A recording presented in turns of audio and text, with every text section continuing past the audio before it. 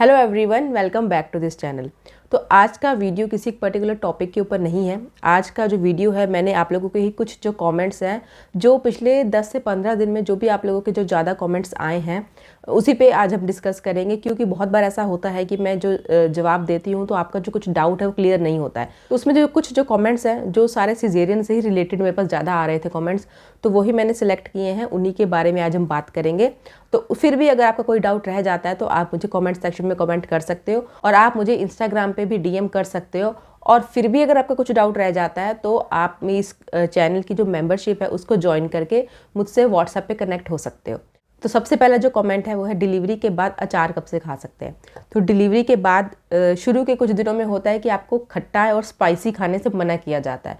तो डिलीवरी के बाद 10 से 15 दिन के बाद आप अचार खा सकते हो। घर का अचार आप खा सकते हो। जो मार्केट वाला अचार होता है वो होता है कि बहुत स्पाइसी होता है, उसमें तेल ज़्यादा होता है, तो वो आप अवॉइड करो तो अच्छा है शुरू के कुछ दिनों में। लेकिन ये होता है कि कभी कभी अगर आपको खाना है टेस्ट चेंज करने के लिए, तो कभी कभी कोई चीज़ नुकसान नहीं करती है, थोड़ा बहुत कभी कभार आप खा सकते हो। और जो घर वाला अचार है, एक तो वो हाइजीनिक होता है, हमें पता होता है कैसे बना है, तो वो थोड़ा सेफ रहता है खाने के लिए। ये होता है कि जो खट्टा अचार है वो आपको अवॉइड करना चाहिए, क्योंकि स्टार्टिंग में इम्यूनिटी डाउन होती है। और जैसे अब थोड़ा ठंड का मौसम है तो आपको खांसी जुकाम ये सब हो सकता है, गला खराब हो सकता है। और ये होता है कि अगर स्पाइसी है, थोड़ा मसाले ज़्यादा हैं अचार में, तो आपको पेट की कोई प्रॉब्लम हो सकती है। तो अगर आपको कुछ प्रॉब्लम होगी तो ऑब्वियसली बात है, आप ब्रेस्ट फीड करवाओगे तो बेबी को भी गैस की प्रॉब्लम होगी। तो इसलिए शुरू के कुछ दिनों में अवॉइड करो। हाँ, लेकिन बहुत ज़्यादा अगर क्रेविंग होती है, टेस्ट चेंज करने के लिए कभी कभी खाना है, तो थोड़ा बहुत आप खा सकते हो, उसमें कोई भी हार्म नहीं है। और नेक्स्ट कमेंट है कि डिलीवरी को 3 महीने हो गए हैं, तो घर का काम कब कर सकते हैं, कब झुक सकते हैं। तो जो घर का काम करने वाली जो बात है, अगर मैं अपना एक्सपीरियंस बताऊं तो जो होता है ना, 10 दिन के बाद जो डॉक्टर के पास एक विजिट होती है, तो उसके बाद जब डॉक्टर ने चेक कर लिया था कि हाँ टांके ठीक है, तो उसके बाद उन्होंने बोला था कि हाँ अब आप घर का जो थोड़ा बहुत काम है धीरे धीरे आप करना स्टार्ट कर सकते हो। तो अगर आपकी सिजेरियन को 2 महीने हो गए या 3 महीने हो गए, तब आप घर के काम आराम से कर सकते हो। बस ये होता है कि कुछ जो प्रिकॉशन लेनी होती है कि ज़्यादा वेट नहीं उठाना है, बार बार झुकना नहीं है, क्योंकि पेट पे जोर आता है। और अभी आपकी जो रिकवरी है, 6 महीने लग जाते हैं पूरी तरह से आपकी बॉडी को रिकवर होने में, आपकी पुरानी वाली पहले वाली स्ट्रेंथ वापस से गेन करने में। तो इसलिए अगर आप धीरे धीरे ये सब काम शुरू करोगे तो आपकी बॉडी जल्दी रिकवर होगी, और धीरे धीरे आपकी बॉडी फिर से उन सब चीज़ों के लिए यूज टू हो जाएगी। बजाय इसके कि हाँ आप ठीक फील कर रहे हो, कंफर्ट फील कर रहे हो, तो आप एकदम से ही कुछ ज़्यादा काम करने लग जाओ, तो उससे होगा कि थोड़ी देर तो आप कर लोगे, लेकिन फिर बाद में होगा कि बैक पेन हो रहा है, जॉइंट्स पेन हो रहा है, पैरों में दर्द हो रहा है। ये सब ना हो, इसलिए धीरे धीरे करके आप स्टार्ट करो। और अगर 3 महीने हो गए हैं, आप अच्छा फील कर रहे हो, टांगों में कोई प्रॉब्लम नहीं है, तो आप सारे काम आराम से कर सकते हो। अब ये होता है कि डिलीवरी को अगर 15 दिन हुए हैं या 10 दिन हुए हैं या 1 महीना हुआ है, तो आप चाहते हो कि आप बैठ के पोछा लगा लो, बैठ के कपड़े धो लो, तो ये आपको अवॉइड करना है। और झुकने की जो बात है, शुरू के कुछ दिनों में अवॉइड करो। पूरा जो हम कंप्लीट एकदम बेंट हो जाते हैं ना, वो आप अवॉइड करो। थोड़ा बहुत कभी कभार आप झुक सकते हो, उसमें कोई हार्म नहीं है, लेकिन कंप्लीट बेंट आप थोड़ा अवॉइड करो, क्योंकि ये गलती मैंने की है। और वेट उठाने वाली भी गलती मैंने की है। तो उसमें हुआ था कि मेरा जो एक टांका है वो खुल गया था। ये एक्सपीरियंस मैंने अपना एक पहले वीडियो में शेयर किया है, आप वो जाके देख सकते हो, मेरे ही चैनल पे आपको मिल जाएगा। तो ये शुरू के कुछ दिनों में 2 महीने तक आप अवॉइड करो बार बार झुकना और हैवी वेट उठाना। जो नेक्स्ट कमेंट है वो यही है कि डिलीवरी के बाद पूरी तरह से रिकवर होने में कितना टाइम लगता है, और भारी से भारी सामान कब उठा सकते हैं। अब जो रिकवरी का जो टाइम है वो सबका डिफरेंट रहता है। ये बॉडी टू बॉडी भी डिपेंड करता है, आप अपनी केयर कैसे कर रहे हो इस पर भी डिपेंड करता है, आप क्या खा रहे हो इस पर भी डिपेंड करता है, और आपके जो स्टिचिंग की जो हीलिंग है, यानी कि अगर कोई इन्फेक्शन हो गया है तो वो थोड़ा ज़्यादा टाइम ले लेता है हील होने में। अगर इन जनरल बात करें तो जो रिकवरी है वो 2 महीने में हो जाती है। बाहर के और अंदर के जो स्टिचेस हैं वो 2 महीने में पूरी तरह से हील हो जाते हैं। उसके बाद आप अपनी नॉर्मल लाइफ भी स्टार्ट कर सकते हो, नॉर्मल रूटीन भी स्टार्ट कर सकते हो, घर के काम भी कर सकते हो।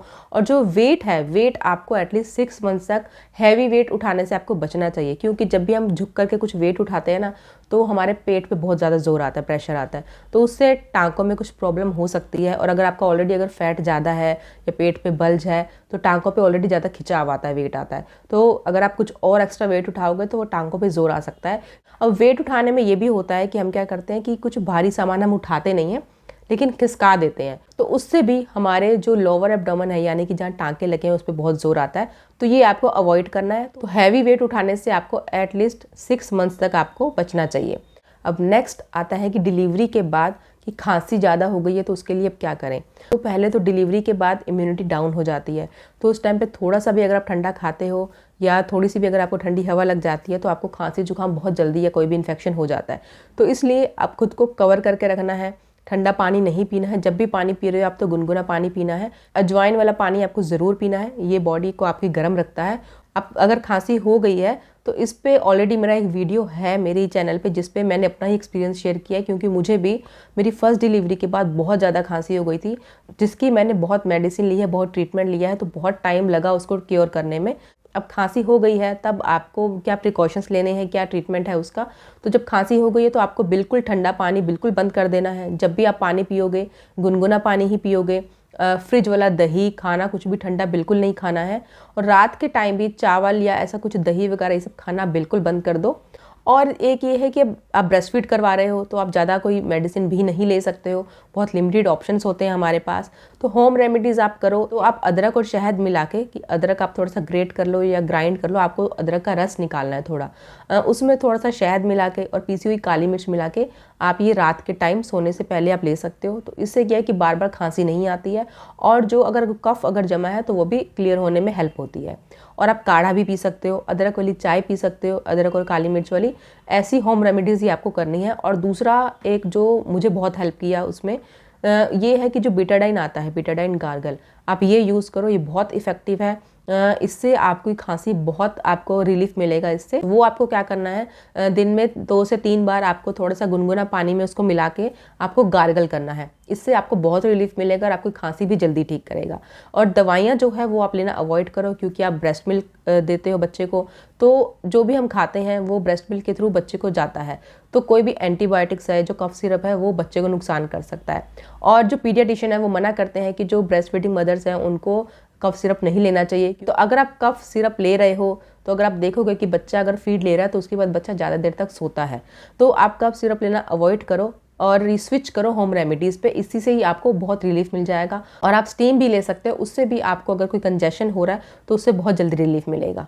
अब नेक्स्ट की जो इन सीज़न के ऊपर की जो स्किन है वहाँ पे कुछ कपड़े टच होते हैं या हाथ लगाते हैं तो उस पर पेन होता है। तो जो स्किन है डिलीवरी के तुरंत बाद क्या होता है कि हमारी स्किन एकदम से लूज़ हो जाती है। प्रेगनेंसी के लास्ट तक आते आते हमारी स्किन बहुत ज़्यादा स्ट्रेच हो जाती है। और इन सीज़न के यानी कि जो स्कार है उसके जस्ट ऊपर वहाँ स्ट्रेच मार्क्स आपके बहुत ज़्यादा होते हैं।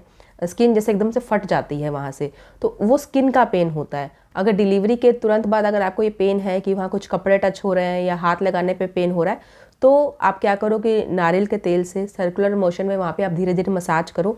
इससे कुछ दिनों में रिलीफ मिलने लग जाता है। जो वहाँ की स्किन है धीरे धीरे रिकवर भी होने लगती है। तो जो पेन है, जो स्किन का पेन है, वो चला जाता है। इस पे भी आपको डिटेल वीडियोस मेरे मिल जाएंगे इसी चैनल पे कि सिजेरियन के बाद पेट पर हाथ लगाने से दर्द होता है, तो ये आप जाके वो वीडियो देख सकते हो।